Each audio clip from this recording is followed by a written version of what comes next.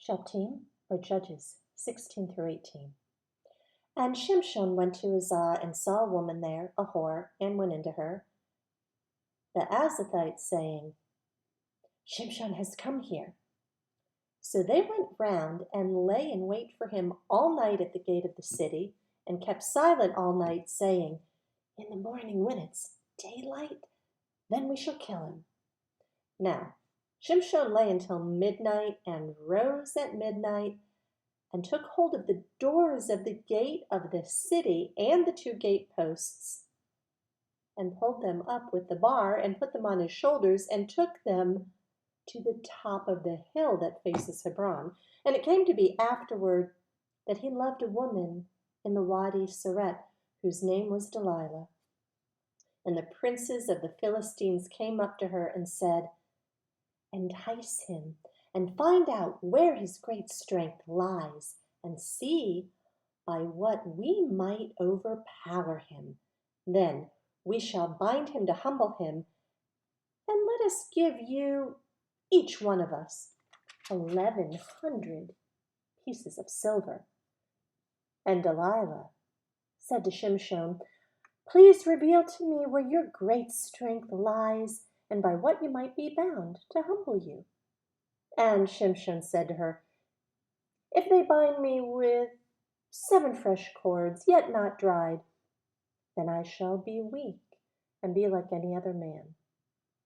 The princes of the Philistines then brought her 7 fresh cords, not yet dried, and she bound him with them, while those lying in wait stayed with her in the room. And she said to him, The Philistines are upon you, Shimshon. But he broke the cords as a strand of yarn breaks when it touches fire. So the secret of his strength remained unknown. And Delilah said to Shimshon, Look, you've mocked me and spoken lies to me.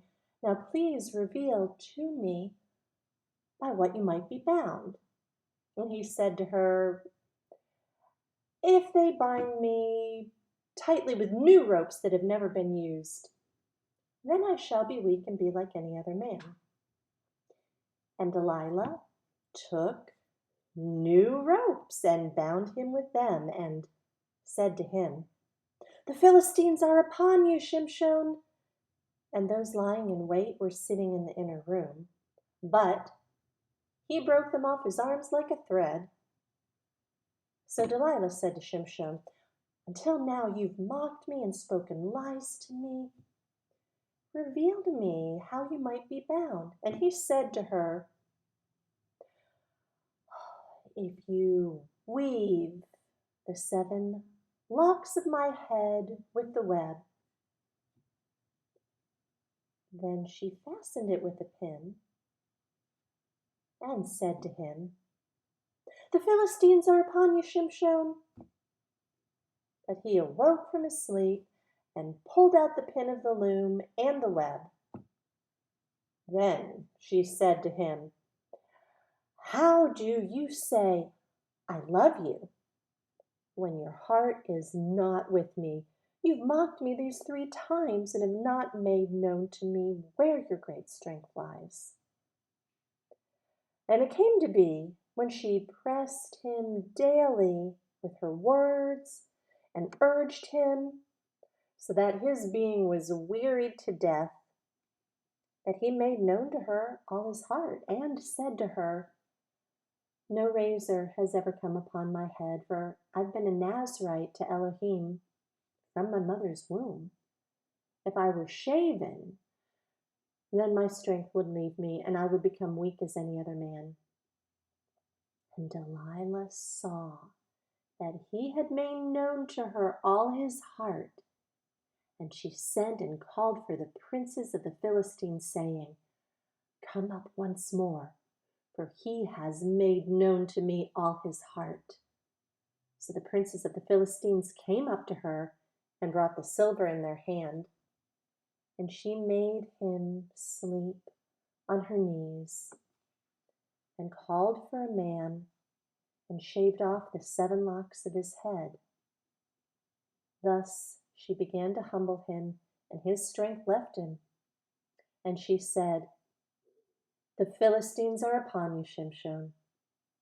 And he awoke from his sleep and said, "Let me go out as before at other times and shake myself loose." But he did not know that Yehovah had turned aside from him. So the Philistines took him and put out his eyes, and brought him down to Azah, and bound him with bronze shackles, and he became a grinder in the prison. But the hair of his head began to grow again after it had been shaven. And the princes of the Philistines gathered to slaughter a great slaughtering to Dagon, their mighty one, and to rejoice. And they said, "Our mighty one has given Shimshon, our enemy, into our hands." And the people saw him and praised their mighty one, for they said, "Our mighty one has given into our hands our enemy, the destroyer of our land, who slew many of us." And it came to be, when their hearts were glad, that they said, "Call for Shimshon and let him entertain us." So they called for Shimshon from the prison, and he entertained them, and they made him stand between the columns. And Shimshon said to the young man who was holding his hand, "Let me alone, and let me feel the columns which support the house, so I lean on them." And the house was filled with men and women, and all the princes of the Philistines were there. And about 3,000 men and women were on the roof, who watched Shimshon entertaining. And Shimshon called to Yehovah, saying, "O Master Yehovah, remember me, I pray. Strengthen me, I pray, only this time, O Elohim, and let me avenge myself on the Philistines with vengeance for my 2 eyes." And Shimshon took hold of the 2 middle columns which supported the house, and he braced himself against them, one on his right, the other on his left. And Shimshon said, "Let me die with the Philistines." And he bowed himself mightily, and the house fell on the princes and all the people in it. And the dead that he killed at his death were more than he had killed in life. And his brothers and all his father's household came down and took him, and brought him up, and buried him between Zorah and Eshtaol, in the burial site of his father Manoah. And he had ruled Israel 20 years. Chapter 17. And there was a man from the hill country of Ephraim, whose name was Mikahu. And he said to his mother, "The 1,100 pieces of silver that were taken from you, and on which you put a curse, even saying in my ears, 'Look, the silver is with me, I took it.'" And his mother said, "Blessed of Yehovah be my son." And he gave back the 1,100 pieces of silver to his mother, and his mother said, "I had truly set apart the silver from my hand to Yehovah for my son, to make a carved image and a molded image, and now I give it back to you." And he gave the silver back to his mother, and his mother took 200 pieces of silver and gave them to the silversmith, and he made it into a carved image and a molded image. And they were in the house of Mikahu. Now, the man Mikahu had a house of mighty ones, and made a shoulder garment and house idols, and he ordained one of his sons who became his priest. In those days there was no sovereign in Israel. Everyone did what was right in his own eyes. And there was a young man from Bethlehem in Yehuda, of the clan of Yehuda, and he was a Levite, and he was sojourning there. And the man went out of the city of Bethlehem in Yehuda to sojourn wherever he could find a place, and he came to the mountains of Ephraim, to the house of Micah, as he sojourned. And Micah said to him, "Where do you come from?" And he said, I am a Levite from Bethlehem in Yehuda, and I am on my way to find a place to sojourn. And Micah said to him, Dwell with me, and be a father and a priest to me, and I give you 10 pieces of silver per year, and a suit of garments, and your food. And the Levite went in. So the Levite agreed to dwell with the man, and the young man became like one of his sons to him. Then Micah ordered the Levite, and the young man became his priest. And he was in the house of Micah. And Micah said, Now I know that Yehovah does good to me, since I have a Levite as a priest. Chapter 18. In those days there was no sovereign in Israel. And in those days the tribe of the Danites was seeking an inheritance for itself to dwell in. For until that day, all their inheritance among the tribes of Israel had not yet fallen to them. And the children of Dan sent 5 men of their clan, brave men from Sorah and Eshtaol, to spy out the land and search it.